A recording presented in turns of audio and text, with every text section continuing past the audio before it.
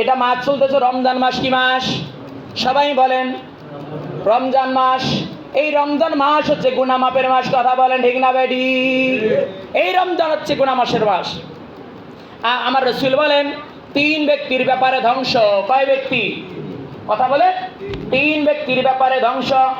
1 নম্বরে যারা পিতা মাতা পেল জান্নাত কামাই করতে পারল না, আমার রাসূল বলে সেই সমস্ত উম্মত যেন আমার ধ্বংস হয়ে যায়। তারপরে রাসূল বললেন যারা যারা আমি নবীর নাম শুনলো অথচ দরুদ পড়ল না, সেই ব্যক্তিগুলো ধ্বংস হয়ে যায়। তো 3 নম্বর হচ্ছে আমার রাসূল বলেন যারা রমজান মাস পেল তারা গুনাহ মাফ করতে পারল না, আমার রাসূল বলে সেই সমস্ত উম্মতগুলো ধ্বংস হয়ে যাক। জোরে বলেন নাউজুবিল্লাহ। 3 ব্যক্তির ব্যাপারে ধ্বংস। কয় ব্যক্তি? যারা বাপ মা পাইল, কি পাইল? বাপ মাও তার খেদমত করতে পারল না।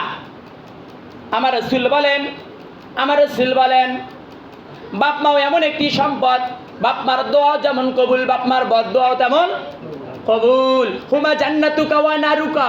নবীজি বলেন তোমার বাপ মাই জান্নাত, তোমার বাপ মাই জাহান্নাম।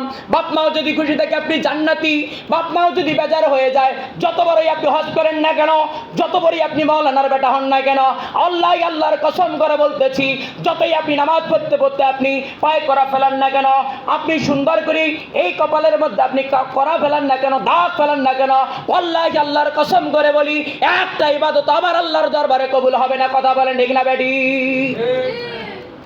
তাহলে 1 নম্বরের কথা হলো সাফ কথা। কাকে খুশি করা লাগবে? পিতা মাতা। কাকে? পিতা মাতা। পিতা মাতার খেদমত করতে গিয়ে ও শব্দ পর্যন্ত আপনি করতে পারবেন? কে অধিকার তোমাকে দিল? পিতা মাতা একটি কথা বললো আর আপনি হুরুত করে আপনি বলেন নাক মোড়া দেন, এই অধিকার তোমাকে দেয় নাই, ইসলাম তোমাকে দেয় নাই। এই জন্য আমি অনুরোধের সহিত বলতেছি 1 নম্বর কথা হলো হুমা জান্নাতুকা ওয়া নারুকা। জান্নাত যদি পেতে চাও তাহলে পিতা মাতার খেদমত। শুধুমাত্র পিতা মাতার খেদমত কেন আমার ভাইয়েরা রে? পিতা মাতা কি জিনিস আপনি জানেন? আল জান্নাতু তাহতা আদামিল উম্মাহাত।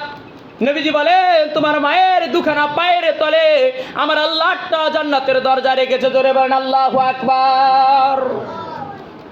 তোমারে বাবা তোমারে মা জানিও মক্কা মদিনা, তাদের মনে কষ্ট দিলে গো জান্নাতে পাইবা না। বাপ মা মক্কার কি? মদিনা। নবীজি বলেন বাপ মা হলো মক্কার মদিনা। এই মক্কার মদিনার সঙ্গে কখনো খারাপ আচরণ করো না, এটা আমি নবীর ওয়াদা। বাপ মার সাথে কখনো খারাপ আচরণ করো না। তার কারণ হলো এই বাপ মাও যদি একবার যদি উ শব্দটা করে তোমার জন্য ওটাই জাহান্নাম। ওটাই কি? জাহান্নাম। যতই তুমি নামাজ পড়ো না কেন, যতই নামাজ পড়ো না কেন। এই জন্য আমার ভাইয়েরা আমি উদাহরণ আহ্বান জানাচ্ছি, খালি নামাজ পড়লেই হবে না। অনেক মানুষ খালি আছে খালি নামাজের পাগলা, বাপ মার ভালোবাসা বাপ মার খেদমত নাই। অনেক মানুষ আছে খালি তাবলীগের পাগলা, বাপ মার খেদমত নাই। আমি অনুরোধের সহিত বলে যাই, দায়িত্বহীন কণ্ঠে বলে যাই, ওয়াল্লাহি আল্লাহর কসম করে আল্লাহর গোলাম হয়ে বলে যাই, যদি তোমরা পিতা মাতার খেদমত না করো, পিতা মাতা যদি তোমার উপরে নাকচ থাকে, ওয়াল্লাহি আল্লাহর কসম করে বললাম আপনারা জান্নাত পাবেন না। এই জন্য জান্নাত যদি পেতে হয় সর্বপ্রথম পিতা মাতার খেদমত করো। আমার ভাইয়েরা রে এবারে আসেন, এটা রমজান মাস। এই রমজান হলো গুনাহ মাফের মাস। আমরা এই রমজানে আমরা কাঁদবো বেশি বেশি করে, এই রমজানে আমরা নফল ইবাদতগুলো বেশি বেশি করে করব, এই রমজানে আমরা বেশি বেশি করে নফল আদায় করে আমরা আল্লাহর দরবারে চোখের পানি ছেড়ে দিয়ে কাঁদবো। কেননা কাঁদবো? এই রমজানটাই আমার হতে পারে জীবনের শেষ রমজান। কথা বলেন ঠিক না বেডি? এটাই হতে পারে। সামনে রমজান যে আমরা পাবো কিনা এটার কোনো গ্যারান্টি নাই। এই জন্য আমি উদাহরণ আহ্বান জানাচ্ছি আমার ভাইয়েরা, একান্ত আপনজনেরা, এই রমজানে আপনারা গুনাহ মাফ করবেন। এখন আসে আপনার গুনাহ মাফ কেমনে হবে, আপনার ঈমান কেমনে বাড়বে? বলেন, আপনার যদি জ্বর হয়, জ্বর কি বোঝা যায় না? অনুভব করা যায় না? আপনার যদি কোথাও শরীরে ব্যথা হয়, বলেন ব্যথা কি অনুভব করা যায় না? ব্যথা দেখা যায় না, অনুভব করা যায়। কোথাও বেশি কোথাও কম। ভাইয়েরা রে, আপনার ঈমান যে বাড়লো না কমলো এটা কি বোঝা যাবে না?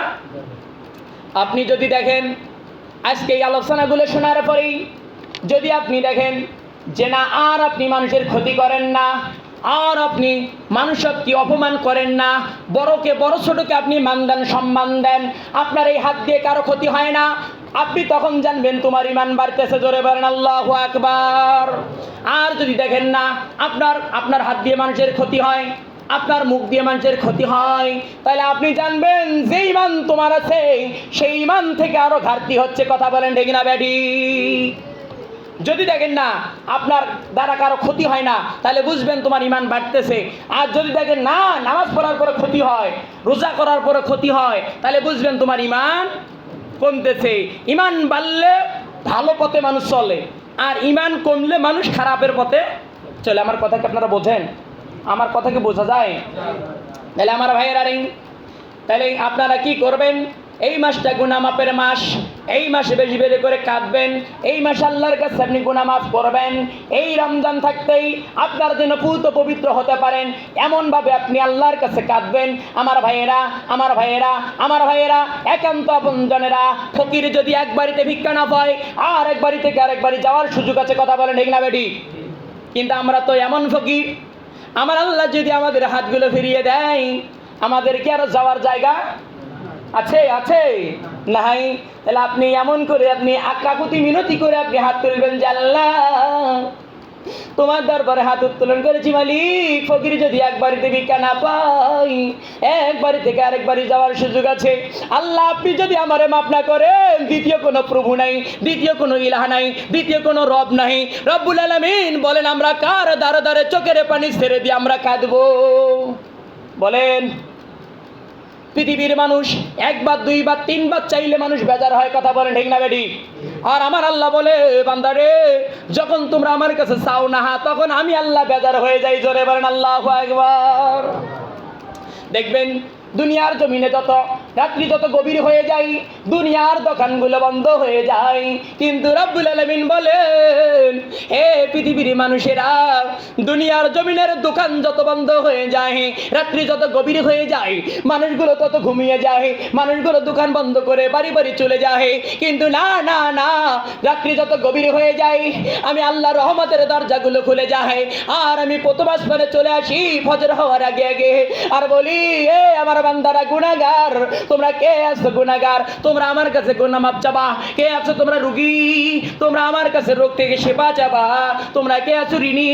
তোমরা আমার কাছে ঋণ থেকে মাপ চাবা।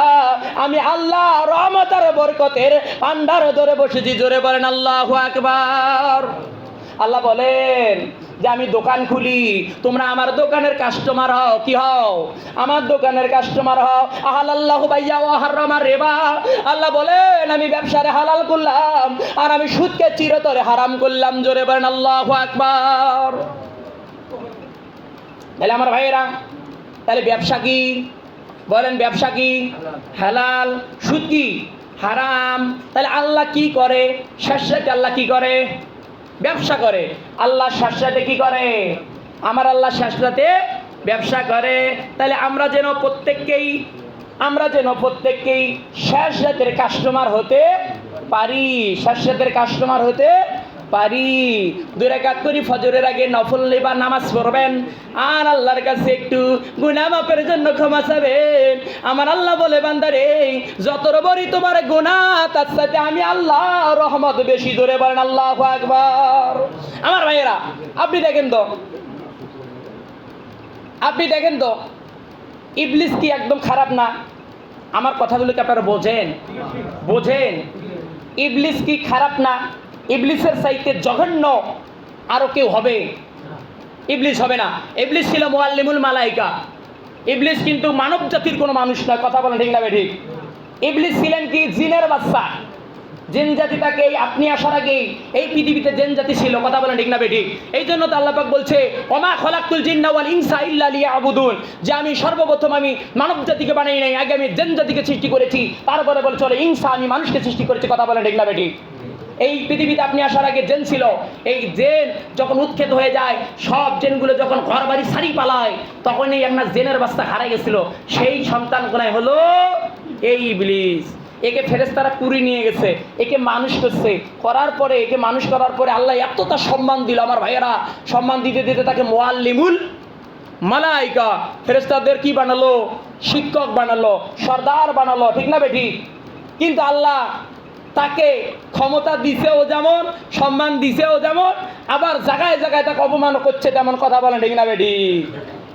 এ সম্মান পাইতে পাইতে এমন একটি পর্যায়ে গিয়েছিল, লাস্ট পর্যন্ত তাকে কি করছে? আল্লাহ বলছিল উটজুদুল আদমা ফাসাদাতু ইল্লা ইবলিসা আবা ওয়াস্তাকবারা ওয়া কানা মিনাল কাফিরিন। আল্লাহ পাক বলছিল যে আমি পৃথিবীর জমিনে এখন খলিফা সৃষ্টি করব, মানুষ সৃষ্টি করব। আল্লাহ পাক আদম আলাইহিস সালামকে বানানোর পরেই আল্লাহ পাক বলেন উটজুদুল আদমা, উসজুদু, সিজদা করো, লি আদমা, লি এই লামের সাথে গলিয়ে আছে, লি আমার জন্য। কার জন্য? আমার জন্য।